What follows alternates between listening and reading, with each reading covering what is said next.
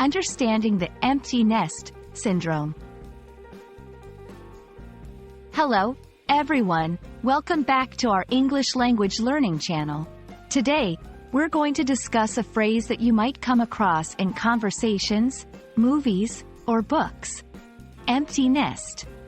It's a phrase that carries emotional weight and reflects a stage in life that many parents experience. So let's explore what this phrase means and how you can use it in your English conversations. Empty nest refers to the feeling or situation that parents experience when their children grow up and leave home for the first time, typically to live on their own or attend college. It is often associated with feelings of sadness, loneliness, or loss because parents are used to their daily life and routines revolving around raising their children. The home, once full of life and activity, suddenly becomes quiet and empty, hence the term empty nest.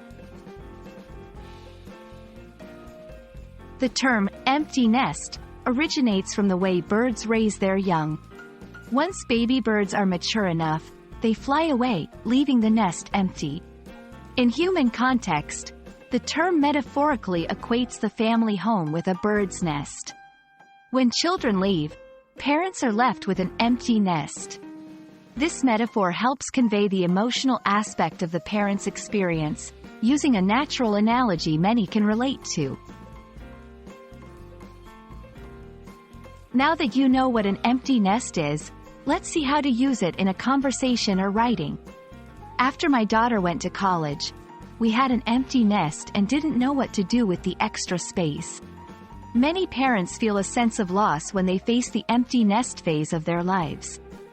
Notice how the phrase can be used as a noun, referring to both the physical home and the emotional state of the parents.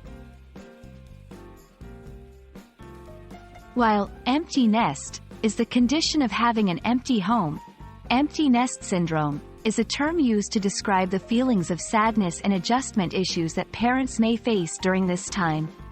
It's important to understand that it's not a clinical condition but a common phase of life. Discussing empty nest syndrome can help in recognizing that it's a shared experience for many and there are ways to cope with it. Thank you for watching today's video about the empty nest. I hope it's been enlightening and given you insight into a phrase that goes beyond just words and taps into the emotional journey of parenting.